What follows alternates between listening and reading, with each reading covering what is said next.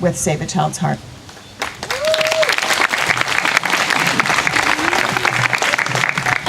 Hi guys. How many of you like stories? Yeah, we all like stories, right? I'm going to tell you a few stories tonight that all kind of came together and turned into a really big, epic story. I'm going to start with our family story. This is Benjamin, by the way. I'm going to start with our family story.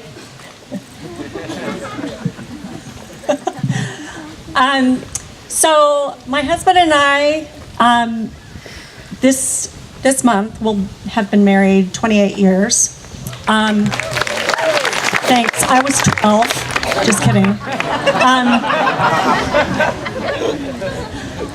My husband's rolling his eyes because I always tell that joke. But at the time, we had 4 kids. So we had Landon, our oldest. He was a student at UCLA, and he was our biological child. Then we had Isaac, who was a couple years younger, and we had adopted him when he was 5 months old in the United States. Then we had Emma, who was a surprise and came 5 months after we got Isaac, and she was our biological daughter. And then we had Madeline, who we adopted from China when she was almost 2. And we were done. No more kids. We're done. This is enough. 4's enough. And we got an email, or I got an email from our adoption agency we had adopted Madeline from, or through. And there was a picture of a little boy. He looked like he was about 2 or 3, and he was bundled up in a little blue snowsuit with chapped cheeks and really blue lips. And underneath it said, "This little boy needs a family, or he's going to die." China has declared him inoperable, and he has very severe and multiple heart defects. It caught my attention immediately, but like I said, we were done, right? We're done. 4, we're done. So I went out on Facebook, I went out, emailed friends that I knew had considered adoption in the past and said, "Is this your kid? Is this little boy yours? Because he needs a family. They need to bring him to the United States because China won't operate, and we need to see if something can be done." And the more that I would ask the agency about this little boy to get more information about him, the more it started to dawn on me that he was a Baldwin. He was part of our family. Just little thing after little thing. And so I called up my husband, Larry, and we met for lunch. He was at work, and he met me for lunch. And he was so good. He sat there at the table, and I went through the whole list I had made of why I thought this little boy was a Baldwin. And he asked questions and kind of nodded and listened. And we walked out to the car, and he said, "I hope you're okay going home," without like a definite answer, right? I mean, this is a huge decision. And I said, "Yeah, I have to be. We need to be on the same page." So later that night, we took our kids to a theater class that they go to, and we went out to have an adult beverage. And when we have an adult beverage, we always toast something.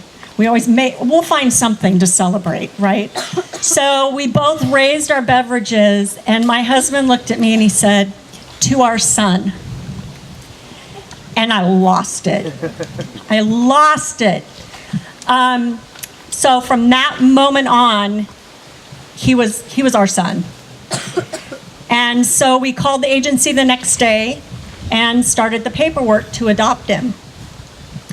While this was going on, there was another family in Los Angeles, a husband and wife, who had adopted several kids from China, had met this little boy, and were just compelled to do something. And so they offered a little bit of a monetary grant toward the adoption, but they still wanted to do more. Well, they had done a lot of things in Israel, and they knew about Save a Child's Heart. So they went to Save a Child's Heart, and they started telling Save a Child's Heart all about this little boy. And all the paperwork we had from China showed that his heart condition was just, there was no hope for him.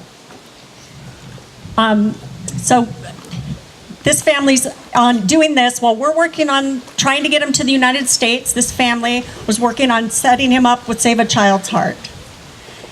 In the meantime, everybody from Save a Child's Heart Canada and Save a Child's Heart US, like the Shores, like Wendy, like Stacy, like Shelley, like Karen, they were all doing fundraising and doing all these things to help the staff there at Save a Child's Heart help all these kids.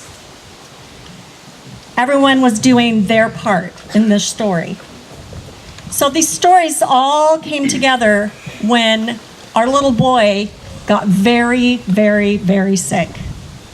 And our adoption agency called us and said, he's incredibly sick. He had pneumonia. Turns out he also had tuberculosis, plus his heart conditions.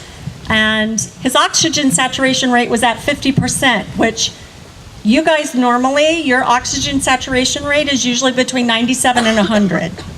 And he was at 50, which is why his lips were so blue. They said, there's a family that has funded his flight to Israel to Save a Child's Heart. And so his orphanage director found a way to get him a medical visa because they don't give those out to orphans in China. She went around somehow locally and got him a medical visa, and he was flown to Israel. So all we knew was this little boy that we were doing all this paperwork for, and it takes months and months, was all the way around the world in China, and he was being flown to Israel for life-saving, hopefully, life-saving surgery. So we were on pins and needles for a very long time. And there was a girl from Save a Child's Heart Canada. I don't know if Allie was ever a camper here. I don't know. But her name was Allie Crystal. And while he was in Israel, she was there working in the Save a Child's Heart house for the little kids. And she would send me pictures of him through Facebook. So I would get little pictures and things like that. We also got regular updates through our adoption agency about how he was doing. When he got there, he literally was at death's door. So he has lots of heart issues, but the biggest issue when he got there was he had no pulmonary artery, valve, and no veins taking blood to his lungs. His body had just created little veins that took blood to his lungs. And all of those had closed off. And there was one left that was still open, and it was 1 millimeter open and was closing. He would not have made it to us in the United States. We wouldn't have gotten to him in time. And so Save a Child's Heart literally saved his life.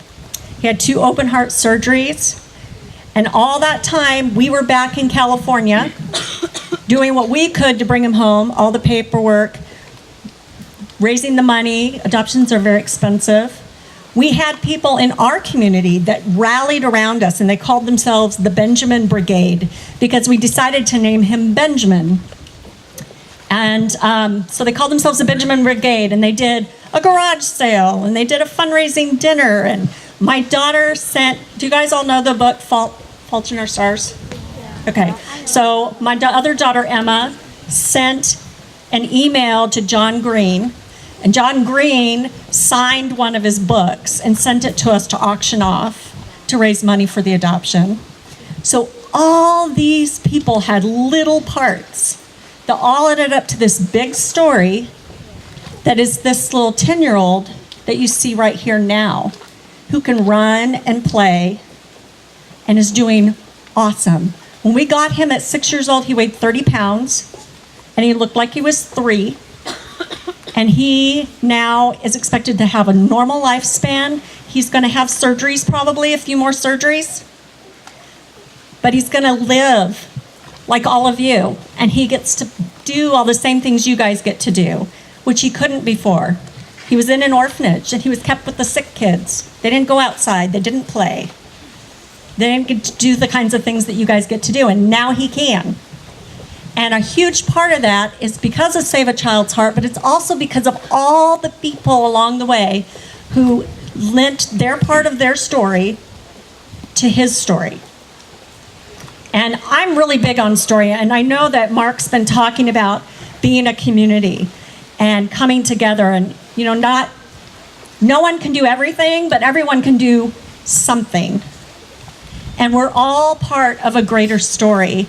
And it's so amazing when you play a part in a bigger story, what that does. It gives you meaning in your life. And so I just really want to encourage you guys to find that thing. Find that thing that makes your story worth telling to someone else. Because you're writing your stories. And you're writing them right now. It doesn't matter how old you are. You're still writing your story.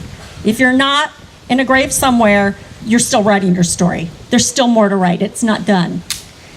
And like I said, it was all these little stories that came together and made our miracle for our family, where we have our son now. And I want to thank Save a Child's Heart. We are forever indebted to Save a Child's Heart, because like I said, we never could have gotten him to the United States in time. And they didn't even know in the United States if they could do anything. So we're incredibly thankful. And thank you for having us as guests tonight. I'm going to give Mark a chance to talk to Benjamin here for a second so you guys can meet him.